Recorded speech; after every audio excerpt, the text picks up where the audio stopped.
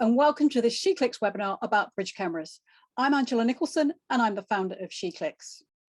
Okay, so I'm going to start by sharing my screen. So tonight we're talking about everything you need to know about bridge cameras. I'm going to start with a word from our sponsor. This webinar is sponsored by MPB, the world's largest platform for used photography and videography kit. MPB has transformed the way people buy, sell and trade equipment, making photography more accessible, affordable and sustainable. MPB is proud to partner with SheClicks to help support women photographers and their work. So thank you very much to MPB, and they have actually loaned me a few cameras to show you towards the end of this webinar. So let's take a look at what we're going to cover. First of all, we're going to talk about what is a bridge camera, then why you might want to use a bridge camera, some features to look out for, some example images, and then we'll look at some examples of bridge cameras. And then at the end, we'll have a Q&A session. So let's start with what is a bridge camera? Well, a bridge camera is a hybrid that bridges the gap between SLRs and compact cameras. And they began life when film was the predominant form of photography, 35mm film in particular. And they bridged the gap between an SLR and a compact camera by the fact that they have a fixed lens. You can't actually remove the lens in the same way with a compact camera, you can't remove the lens. But they resembled a DSLR in shape to a certain extent. You know, they have that kind of DSLR grip and the central viewfinder and that kind of thing. But also they have a much bigger lens than you normally associate with a compact camera. And usually there's a good zoom range. So people felt that it was like a crossover between a compact camera and an SLR. And that has continued into digital photography. Generally, bridge cameras have a small sensor, and by small I mean smaller than you get in an SLR or a mirrorless camera. So with mirrorless cameras and SLRs, we're used to talking about 4/3 type sensors, APS-C format sensors, and full frame. Bridge cameras have smaller sensors than that, but that helps facilitate some of the features that we most admire about a bridge camera, particularly the lens. So as I say, they have a fixed zoom lens, and by that I mean you can't remove it, but the zoom lens generally is a very wide spanning zoom, so you get a really good range, so you can do wide angle and then you can do telephoto and everything in between. And in many ways, and I said this for compact cameras, they are more like a mirrorless camera than a DSLR, and that is because a DSLR has a mirror in there which bounces light into the viewfinder, so you see the image through the lens in the viewfinder. You also see the through the lens view on a mirrorless camera and on a bridge camera, but that image is formed by the sensor, and it's an electronic viewfinder that you have on a bridge camera. So this is quite useful because it means you see things like the impact of the camera settings, which is really useful, but I'll talk about that more later. So why might you use a bridge camera? Well, convenience. Basically is the main thing. You have one camera that does everything. As I said, you have a wide angle lens, you have a telephoto lens, and you have everything in between. So you don't need to carry a bag full of lenses. You don't have to have a decision about which lenses you're going to take. You just charge your battery, pop your memory card in, make sure it's formatted and ready to go, and then off you go. You're ready to shoot. You've got your camera, and you've got essentially a bag full of lenses attached to your camera. They have a larger sensor and lens than a smartphone. Now, I mentioned that it's a smaller sensor than a mirrorless camera and an SLR, but it's still larger than a smartphone sensor. And we tend to think about sensor size, but we sometimes forget about lens size as well. And if you look at a smartphone, you'll see that not only is the diameter of the lens very, very small, they don't have much depth to them either. So sometimes when they want to create a telephoto lens, they actually have like a periscope design so that the light goes round the corner. Obviously with the bridge camera, you don't have that. You have a much wider diameter lens and you have a deeper lens. So you actually have a bit more capacity for the light to get in, but also the optics have a bit more scope. And also, you have real aperture control. So as well as being able to zoom and have an optical zoom rather than sort of interpolated zoom, you have real aperture control and real zoom. So aperture control on a smartphone is usually it's computational. So it's showing you the effect of adjusting the aperture, and it might look like it's happening live, but it's actually just a computational thing which is applying blur or just letting the whole image be sharp. Whereas with a bridge camera, as with an SLR and a mirrorless camera, you have actual control over the aperture. So you can control the depth of field yourself. You also have less compression than is applied with a smartphone. And again, I mentioned this with the compact cameras, because if you think when you use your smartphone, you can take thousands of images and it never seems to fill up. And you take thousands and thousands, and sometimes they've got quite high pixel counts, but the images themselves, the file sizes are actually quite small, and that's because they're very compressed. Whereas with bridge cameras, there's less compression applied. So even though you may have the same pixel count as you have on your smartphone, actually the images take up more space on a card. And this means that you have more data in there. So if you want to process the image, you've got more data to work with, you're less likely to have compression artifacts. And you've got, usually you have a wider dynamic range, and you've got, you won't have banding and things like that. So generally, you should be able to get better image quality.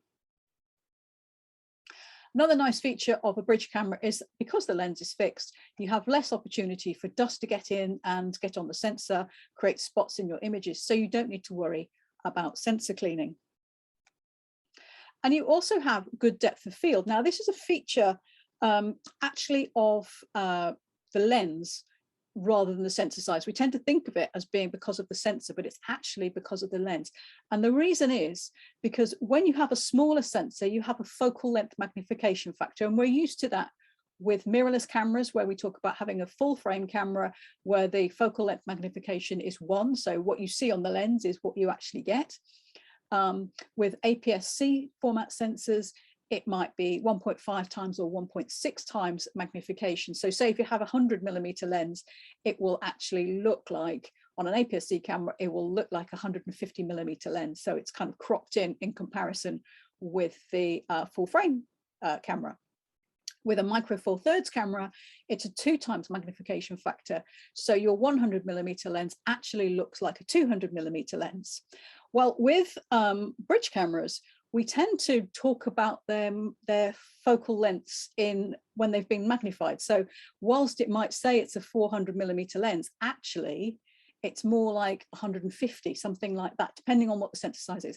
So that means if you're composing an image and you're looking at, say you need a composition that's going to give you, using a 200mm focal length, actually on a bridge camera, it's going to be less than 100mm, which means that any aperture, you actually get more depth of field, which is great news for all sorts of photography. But usually they also have quite wide apertures, and you can zoom in a bit, which means you still get control over depth of field. So if you want to have shallow depth of field, you can do that as well. But it's just a useful feature. Also, because I mentioned this before, because the cameras work in full-time live view, what you see is what you get. So if you look in the viewfinder, you're looking on the screen and you think, well, that's going to be too bright, you can adjust the image, you adjust your camera settings until it looks right, until you're happy with it. You can also adjust the white balance, you can adjust the color, you can decide whether to shoot in black and white, and you can make all these adjustments on the basis of the appearance of the image in the viewfinder, rather than having to look at an exposure scale, or just think, oh, well, I reckon I'm going to need to use this white balance or that, that picture control or whatever. So it's a really easy way of making sure your image looks right before you even take the shot. Now we're going to talk about some features to look out for when you're looking to select a bridge camera. So the first thing to think about is sensor size. Now, we've already mentioned that they're smaller than we're used to with mirrorless cameras and SLRs. And we often hear about figures such as 1/2.3 inches and 1 inch type sensors. But it's really important to realize that these aren't actually the physical measurements of the sensor. It makes it sound like a 1 inch sensor is a bit bigger than it is. And it's because years ago, sensors were put in glass tubes called Vidicon tubes. And the diameter that people talk about is actually the diameter of the Vidicon tube, which is outside of the sensor. So the sensor is actually a little bit smaller. So as you can see here, that a 1/2.3" sensor is actually only 6.3 by 4.7 millimeters, and a 1" type sensor is 13.2 by 8.8 millimeters. Now, it's not a massive deal, but it's just something to be aware of. If you think, oh well, a 1" sensor doesn't sound much smaller than an APS-C format, it is, but that also facilitates the focal length of the lens. When we talk about bridge cameras, one of the things we're most interested in is the focal length and the zoom range. And often they have a really extensive zoom range of the sort that covers, well, probably more actually than the average collection of kit lenses that a photographer has in their kit bag. So typically you might see something like 25 to 400 millimeters equivalent, which actually, if you look on the camera itself, on the lens, it will say it's 9.1 to 146 millimeters, which doesn't mean a great deal to most people, but 400 millimeters, we kind of know that's a really good telephoto lens. And that would be referred to as a 16 times zoom, because 25 times 16 is 400 millimeters. And I haven't done the maths, but I'm guessing that 9.1 times 16 is 146 millimeters. So that's where that comes from. And similarly, 24 to 600 millimeters equates to a 25 times zoom. So 8.8 millimeters to 220 millimeters. So say if you looked on the lens of your bridge camera, you would see those kind of numbers, but usually in bigger letters on the box and sometimes on the side of the camera, it will say what its focal length equivalent is, because that's what we tend to think about when we're talking about bridge cameras. Now, it's important to think about the aperture range, because this dictates how much light gets through to the sensor. And when I talk about aperture range here, I'm talking about the maximum aperture. So when you see a lens on a bridge camera, or any other lens actually, that's marked something like f2.8 to 4 or f4, it means that at the wide angle, the maximum aperture is 2.8, which is quite fast. It's a nice fast lens. And the maximum aperture at the telephoto end is f4, which, depending on the focal length, is actually still a pretty fast lens. That's pretty nice. But some other cameras, you might see that the maximum aperture at the wide angle is something like f2.8, again, nice and fast. But at the telephoto end, it's f8. Now, that's 4, 5.6, 8. So that's 3 stops smaller. And so you lose a lot of light when you zoom in all that way, and you can only use f8 as your maximum aperture. You can close down from that, but you can't open up beyond that. And so that will mean that you will have to do things like you'll have to put the sensitivity up. You may have to drop the shutter speed. Now, dropping the shutter speed is fine, provided that your subject isn't moving. And also you have to be very careful about camera movement. And it may be that you need to put the camera on a tripod. And if your camera's not moving, your subject's not moving, that's fine. Stabilization is a key thing. Now, most bridge cameras have stabilization built in. And this is because as you get towards the telephoto end of the lens, its tiny movements become very significant. And so you need some form of stabilization. Now, image stabilization has advanced a lot, so it does make it much easier to get a sharp image these days, but you still need to keep an eye on using a fast enough shutter speed to freeze any camera shake beyond what you get from the stabilization, to freeze the camera movement, to freeze the subject movement, of course. And sometimes you will have to push the sensitivity up. Some cameras have electronic stabilization as well as a sort of physical stabilization, which is in the lens or sometimes in the sensor. Generally, bridge cameras tend to have lens-based stabilization, and that's a good form because it works very well with telephoto lenses. Now, look out for bridge cameras having tilting or vari-angle screens.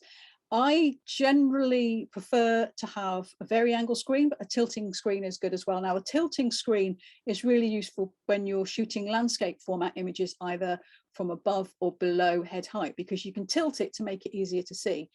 But it only works in landscape format, whereas a vari-angle screen, you can tip it so that you can see it, whether it's the camera's in portrait format or landscape orientation. It just makes it that little bit easier, and it's certainly more useful with portrait orientation. These tilting screens can be particularly useful when you have the camera on a tripod, because particularly say if you're setting up, it might be a waist level shot, something like that. You've got the camera on a tripod and you're waiting for the light to come good, the subject to arrive, all sorts of things. Photographers are often hanging around next to their cameras on tripods. So you're waiting, and rather than have to bend down and look in the viewfinder, you can just have a quick look at the screen. So you're not constantly bobbing up and down, which is just a small point, but a comfort thing. RAW files. Now, I think most bridge cameras probably do shoot RAW files these days, as well as JPEGs. And it's good to shoot a RAW file because you have more data. And again, it enables you to, it's fine if you get the image perfect in camera, then that's great. You don't need to worry about it too much. But if you decide you want to tweak it, maybe you want to lift the shadows a little bit, or darken the highlights slightly, or adjust the raw, adjust the white balance, then you have more data in the raw file, and it's easier to do it. And you'll have you don't have to worry quite so much about banding and all these sorts of things, which can come if you over edit a JPEG, or even sometimes you just can't quite get the colors right with a JPEG, but you can with a raw file. Now, as I say, I think most of them probably have raw files these days, but it's just an idea to have a look, make sure that the one you're looking at does have one, particularly if you're going for an older model. Also, most cameras have some sort of special features, and these are some that really caught my eye when it comes to bridge cameras. One of them, post focus, that's a Panasonic feature, which basically you shoot a sequence of images in this mode, and the camera adjusts the focus between the shots. So after you've taken your series of shots, you can actually select, you just tap on the screen where you want the focus to be, and it saves that image. So you have the focus where you want it to be. But I think more useful than that is the add-on from this, the sort of development of it, which is focus stacking, in which the camera does the same thing. It takes a sequence of images, moving the focus between each, and then it composites them to create one image which is sharp from front to back, or has greater depth of field than you would get if you just shot one image. SnapBridge is a Nikon feature, which is a combination of Bluetooth and Wi-Fi. I find it very useful. I really like it because it allows you to transfer images automatically from your camera to your phone. Once they've been paired, it will ping them across in the background. And you can, of course, if you want, you can decide to put across full resolution images, but by default, I think it is, or you can set it so it only puts across 2 million pixel images, so that your phone doesn't get filled up with images really, really quickly. But it's really helpful if you're out and you're out for a day, or just having some fun, and you want to send some pictures to people, or you want to put them on Facebook or Instagram or whatever. You shoot with your camera, and then you look on your phone and they're already there, so you can share them. Another thing to look out for is phase detection autofocus. Most bridge cameras, I think it's true to say, use contrast detection, but and certainly mirrorless cameras, when they first came out, they used contrast detection, but phase detection is the focus system that SLRs use. And gradually we've seen phase detection come in to mirrorless cameras, and we're now seeing it in bridge cameras as well, and in some cases in compact cameras. And it is a faster form of focusing, so it can be beneficial to look out for that.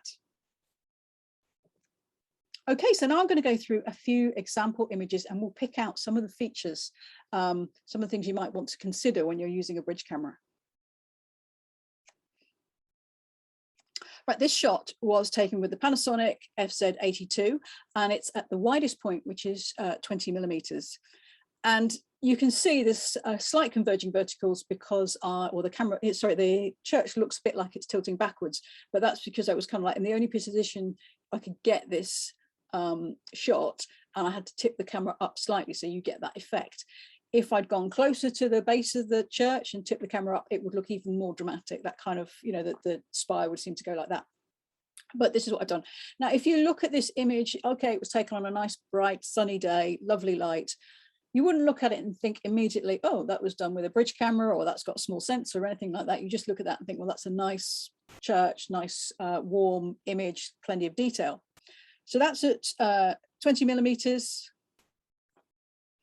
And this is at the other end of the zoom range, 1200 millimeters. So if I just go back, in case you didn't spot where that cross is, if you look at the church, go towards the back, go to the back of the main roof, and you can just see, well, you can quite clearly see near the middle of the image actually is that cross. And that's what it looks like at 1,200 millimeters or its equivalent. And again, you know, I don't think you would immediately think, oh, well, that was shot with a small sensor camera or anything like that. There's a nice level of detail there. You can see lichen. There's detail in the shadows there as well as in the highlights. So it's, you know, it's done a good job. Now looking at the Nikon Coolpix P950, and this is at the 24mm end, which is the widest point on that camera. That's a little bit of flooding going on there in Henley. Now, if I go to the next shot, that is at 2,000 millimeters or the equivalent of, and I'm just going to go back because you may not have spotted what that is actually zoomed in on, but if you go horizontally across the image halfway and then drop a line down where your finger goes into the water, you can just see a kind of whitish cream dot. That is that temple. It's not the thing to the left where you can actually see some structure. It's the thing in the distance that you can't actually see any detail on at all. So then there you go. That's what's actually there. Again, this is shot in nice light, good conditions. And there's a nice level of detail in the trees beyond the temple. It's a nice exposure. It's done a pretty decent job. Again, a shot from the P950, and this is your kind of classic shot that a lot of people think of when they think about bridge cameras, you know, because you've got a long telephoto, you can photograph the moon. So this is the moon at 2,000 millimeters. It's occupying quite a large area of the image there. And just to point out, the reason why these images have got white bands either side is because I wanted you to be able to see the whole image. If I'd filled the screen with the image, you'd see it cropped. So I want you to see the full image so you can assess how much of the subject is in the frame. And as you can see, there's a good level of detail there. There's a little bit of noise, but you know, there's a nice level of detail. It's a nice moonshot. Now, we tend to think about bridge cameras, you know, we get very excited about the telephoto end, but as I said before, you can use a whole range of focal lengths, and you can use them for a whole range of photography subjects or photographic subjects. So this is with the Sony RX10 Mark IV. And actually, as it happens, it is at 330 millimeters. So it's quite long, but I've used it to pick out a detail that I couldn't get to. I couldn't get close to, and I think these are hydrangea flowers. And what I like about this shot is I like the color and the contrast with the sort of coolness of the wall beyond, which is nicely blurred, is the level of detail in those petals, because you can see cell structure, or you can see that there are cells in those petals. So there's a nice level of detail, and this shows what I was talking about earlier, that you can have shallow depth of field or shallow depth of field effects, which is, you know, properly created by using a relatively large aperture to get this shot on a longish telephoto. So another from the FZ82, and this is just to demonstrate again, it's just, you know, when you're out on a walk or something like that, you can just snap your average pictures that you like to get. Now, this was shot, I think this was sort of deepest winter, and it's not a particularly pleasant lighting or anything like that. But the reason I've put this image in is because I wanted to show you that bridge cameras can focus pretty quickly. This is one of a sequence of images of Otto as he is running back with the ball. And I think I didn't check them all in detail, but they all look sharp to me. And it's the camera has followed him and kept him nice and sharp. Now, say it's not great light, so it looks a little bit cool. I've had to shoot at ISO 1600, so it's a little bit grainy, but there's some nice detail in there. And you can see, I don't know if it's raindrops or dew. I don't know if it's early in the morning on the grass. So there's quite a bit of detail there. And you've also got some separation between him and the background because of the depth of field. Now, this I shot just a few days ago on the Coolpix P1000, and this is at the widest point. Now, if you look just over to the right, to the sort of horizon where that chapel is, if you look down at the bottom of the chapel, can you see some little white blobs? And if you follow that line under the trees, you can see down to the left, you can see some more white blobs. That's what they are. So at I said 2000 millimeters, sorry, this is at 3000 millimeters. This is what those little white blobs were. Now, the difficulty here was actually at 3000 millimeters, it's really difficult to hold the camera steady and still, and actually, you know, spotting your subject in the frame. Now, fortunately, I had a relatively large subject to start off with, which was the chapel. So I kind of looked at that and then panned down, moved the camera down and along a bit. And then I was just trying to keep the camera steady to snap these deer as they went by. And you don't really have a great deal of time to make sure that you haven't got one's backside in and you've only got the head and all this sort of stuff. So it was really just a question of snapping away. Now, it might have been helpful to have the camera on a tripod, but I would still have had to move it a bit to get the composition, and I would still have had to have a reasonably fast shutter speed to freeze their movement. But, you know, it was where we were, we couldn't actually see what these were. We didn't know whether they were sheep or deer. Our dog Otto was letting us know there was something up there he was pretty excited about. So it was only by getting the P1000 out and zooming in, I was able to say, yep, they're deer and they're white. Now, this is with the Sony RX10 Mark IV, and this is at 24mm end. It's a winter's day, nice sort of raking sunshine and a little bit of haze in the distance. Now, if I go to the next shot, which is at 600mm, you can see, now I think that the focus has slightly missed here, to be fair to the camera. But if I go back, that 600mm, if you look on the right hand side, you can see there's a sort of shaft of light coming. You're looking down the valley and there's a ridge which is illuminated coming down. And then beyond that, there is another ridge of light and the trees. It's that second ridge, which is where these trees are. So I've just put that in to show you how far a 600mm zoom is. But it's also worth pointing out that when you're photographing through haze or mist or fog or whatever it is, this is early morning, so there's a bit of fog or mist around, I think. The camera can't magically punch its way through that. You end up photographing that. So if your subject has low contrast where you are, you can see it's not particularly high contrast. It will also have low contrast in your image, and it's accentuated because it's bigger. Now you can work with that.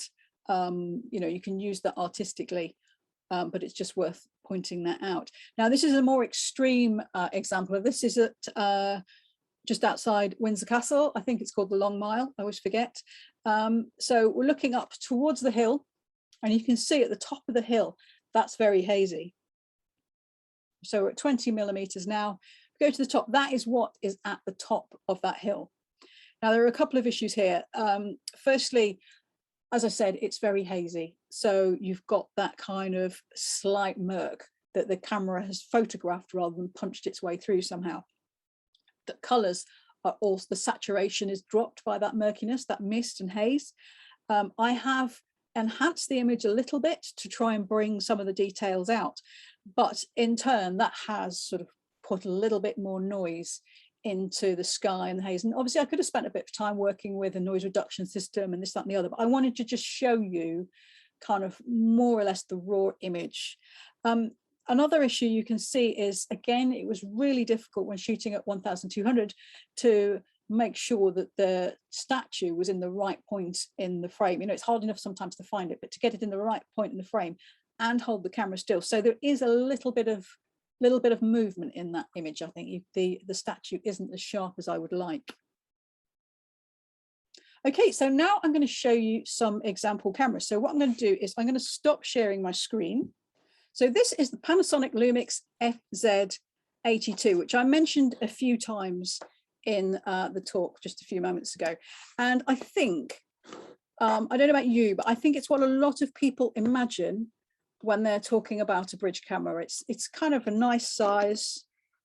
It's SLR shaped. It's got a nice grip on it, but it's not big. It is relatively compact. It's fairly small, I would say, for a camera. You know, if this was an SLR, it would be a very you'd consider it a compact one. It's the sort of thing that it would be marketed as a sort of for travel and for beginners. So let's turn it on.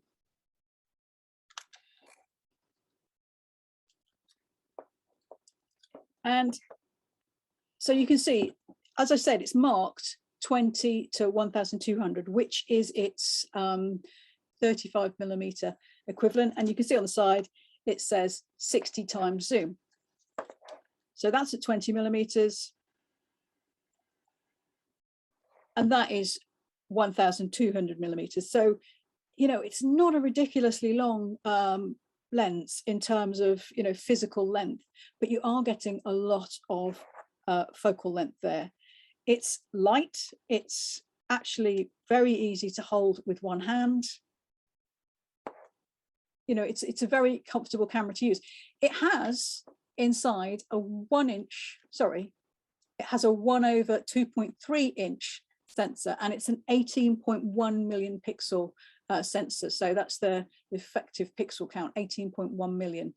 The lens, as I said, is effectively 20 to 1200, and its aperture range is f2.8 to 5.9. So at 20mm, you can set an aperture of f2.8, which is, you know, it's pretty fast. That's nice.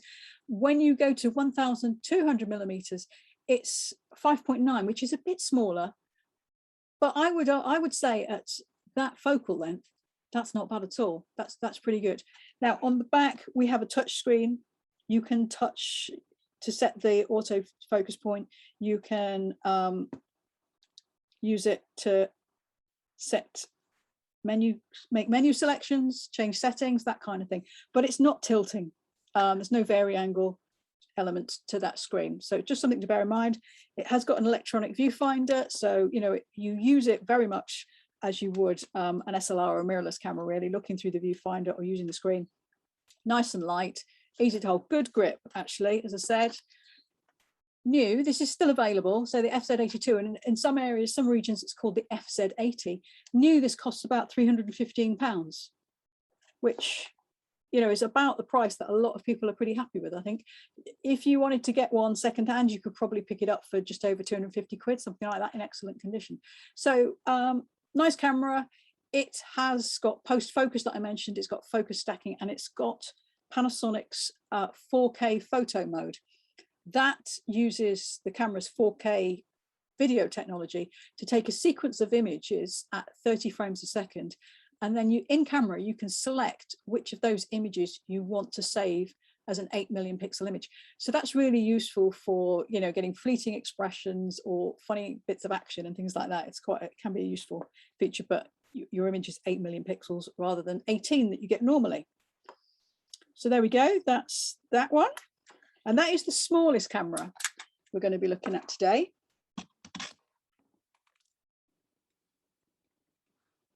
Now we have, this is the Panasonic Lumix FZ1000.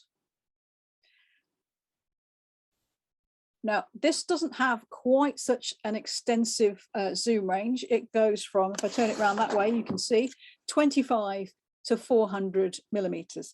Now, in comparison to a camera that goes up to 1200mm, that doesn't sound as impressive. But if you think about what most photographers who use either a mirrorless camera or an SLR tend to have, many photographers might have a lens up to 200mm.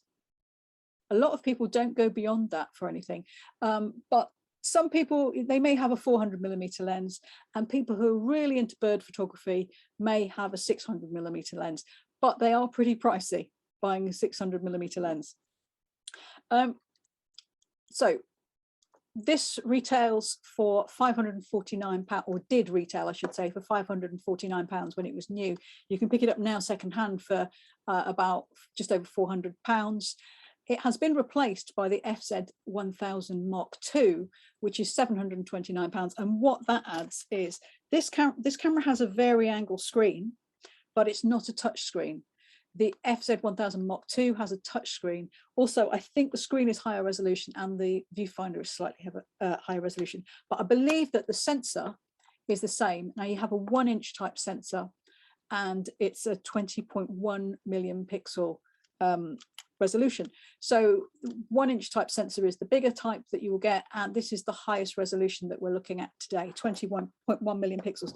Now, I mentioned that this is a 25 to 400 millimeter lens. I just wanted to show you this in comparison. So let's get it sharp so you can actually see it. There we go. So this is an 80 to 400 millimeter lens. So at 400 mil, that's what that looks like.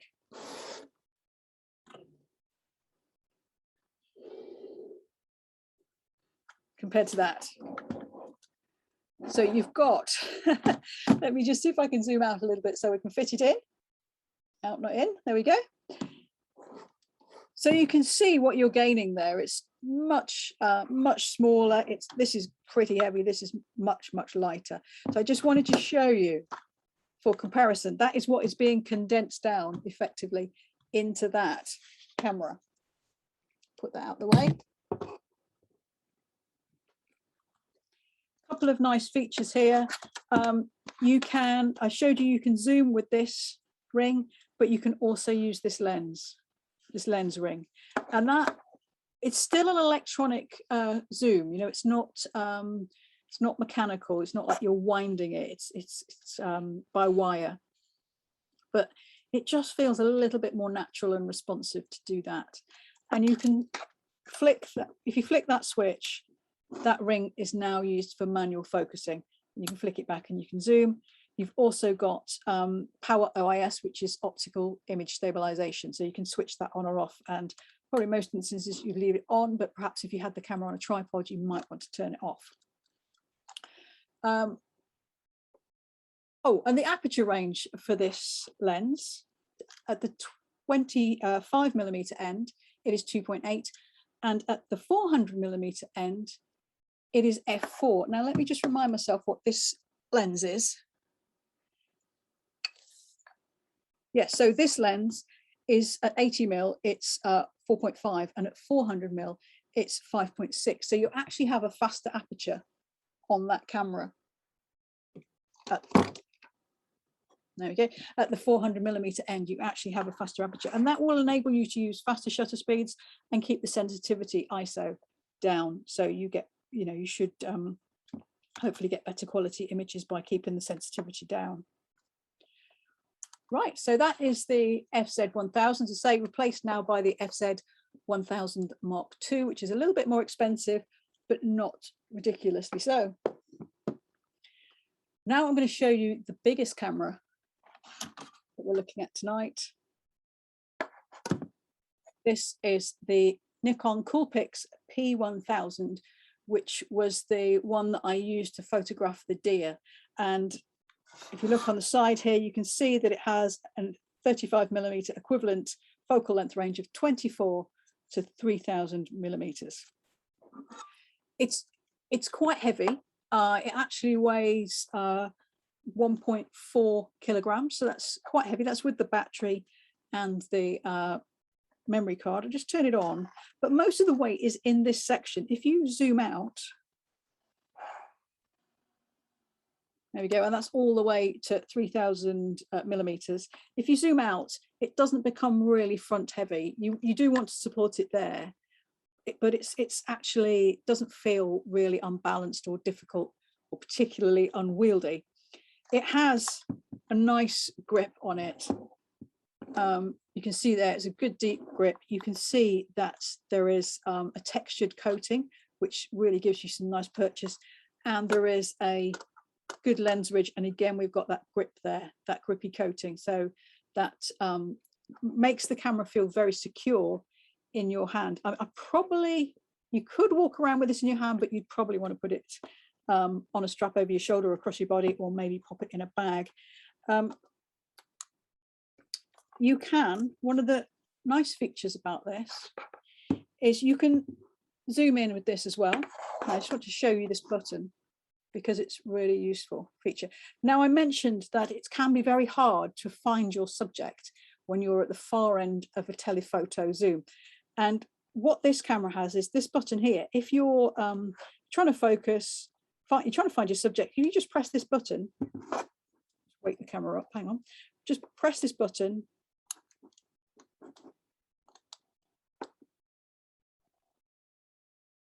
There we go. It zooms back out. So it puts a box around where the autofocus point is and zooms back out so that you can see more of the scene. You can put the autofocus point over the subject and then you release and it zooms back in, which is a neat feature. But of course, if you're hand holding and you are looking at 3000 millimeters, you need to, you'll still be wobbling around a little bit. And so, but this is something you can also use on a tripod. So if you're carefully positioning the camera, composing your image on a tripod, you could still use that to make sure that you've got the right point of the scene framed nicely. This uses I'm just going to put that in. This has a 1/2.3-inch CMOS sensor. So it's the same size sensor as in the Panasonic FZ82, but it has 16 million pixels. So it's slightly lower resolution. But by having lower resolution, it means that the pixels can be a bit bigger, which usually is good news for noise control. Now, one point to remember about this is that, as I said, it's 24 to 3000 millimeters, and the aperture range is f2.8 at the widest point and f8 at the smallest point. So, sorry, at the telephoto end. So that is, 3 stops smaller. So you'll have to use either higher sensitivity or you'll have to reduce the shutter speed. But you don't want to reduce the shutter speed too much, because if your subject's moving, then you won't freeze it. But also, you need to make sure that you have a fast enough shutter speed to freeze any camera shake, or if the camera's on a tripod, you'll be fine. So I think this is quite an extreme example of a bridge camera. If you need to photograph things that are a long way away on a regular basis, then it's a great choice for that, because it is an incredibly long focal length. Another model you could look at might be the Nikon Coolpix P950, which is, I showed a few images from that. That has a slightly more modest focal length range of 24 to 2000 millimeters. That retails for about $799 new. I don't know, secondhand, you might be able to get it for $650 or something like that. This camera is $999, and secondhand, you can get it for about £820. So, it's the sort of thing that a lot of people would buy because they like the idea of having such a long focal length. But whilst I would say, it's great if you need that focal length, but I would think carefully about whether you do, because there are difficulties. Once you go beyond sort of 600 millimeters, it becomes a different kind of beast. It's less convenient to use. You have to be very careful with it. So as long as you bear that in mind, that's fine. Okay, so now going to look at, this is the most expensive camera that we're looking at tonight. This is the Sony Cybershot RX10 Mark IV. It's the current camera and it retails for about £1,800. So it's quite a lot more than the other ones we've mentioned, but you can pick it up in excellent condition secondhand for about 1,200, maybe a little bit less. Inside, it has a 1-inch type sensor, so that's the same size as you've got inside the Panasonic FZ1000, and it has a resolution of 20.1 million pixels. Now, this has a focal length range equivalent to 24 to 600 millimeters, which, as I mentioned before, a lot of people might have a 200 millimeter lens, some have a 400 millimeter lens, and a few have a 600 millimeter lens. So this is, a nice focal length range. I think is quite, it would be quite a treat to have a 600 millimeter lens. But what's even nicer is that the aperture range at 24 mil end, you have 2.4, and at the 600 millimeter end, you have an aperture of f4. Now, I meant to check how much an f4 600 millimeter lens costs. And I didn't do it, but I'm pretty sure it's several thousand. They are not cheap lenses. They are high-end optics for bird photographers. primarily, or professional wildlife photographers. So just bear that in mind. It is probably the most solid feeling camera of the ones we've looked at tonight. Sorry, I'm just trying to get my camera to focus. It doesn't seem to want to do that. Okay, slightly soft. I'll just go to the telephoto end. So that's what it looks like at 600 millimeters. You can also zoom using this ring, and that's the focus ring, but this is the zoom ring. So it's nice to be able to do that. Another nice feature is that there's an aperture ring. So you can rotate the aperture ring. You can rotate the aperture ring, and I always like an aperture ring on a camera, or a lens. I always feel it kind of puts you in touch a little bit more with your photography. It has a tilting screen. Unfortunately, it's not very angled, and it is a touch screen, but it doesn't make a huge amount of use of the touch screen. You can do things like set the autofocus point, but you can't use it to navigate the menu or make menu selections and things like that. But the big news about this camera is that it has phase detection focusing. There are 315 phase detection points, so it's got pretty nippy focusing. And it's a high quality lens, so you get some very nice results from this camera. So whilst to say it is the most expensive camera we're looking at tonight, if you think about how much a 600 millimeter f4 lens would cost for a full frame camera, then it actually comes across as quite cheap, very affordable. Okay, so those are the cameras that I wanted to look at tonight. Okay, so I hope you found that helpful or interesting. I think the most important thing when you're looking at a bridge camera is to really think about the focal length that you want to use, and whether, it is really nice to get a really tight shot of the moon, but maybe you need to think about how often you want to do that. Are you just going to shoot that once and then that's in the bank, or are you going to be going, you want to shoot say, go to Glastonbury and photograph the Tor with the moon behind it, and you have to do that from quite some distance, and all of these sorts of things. You can, there are lots of interesting opportunities to use a long focal length lens, but think about how often you personally want to do that, and then maybe sort of scale back accordingly.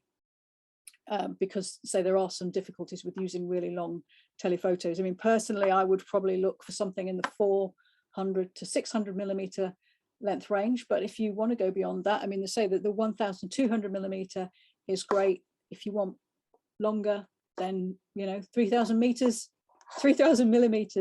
is an option. Okay, so thanks very much, everybody. I hope you have a good evening. Bye night.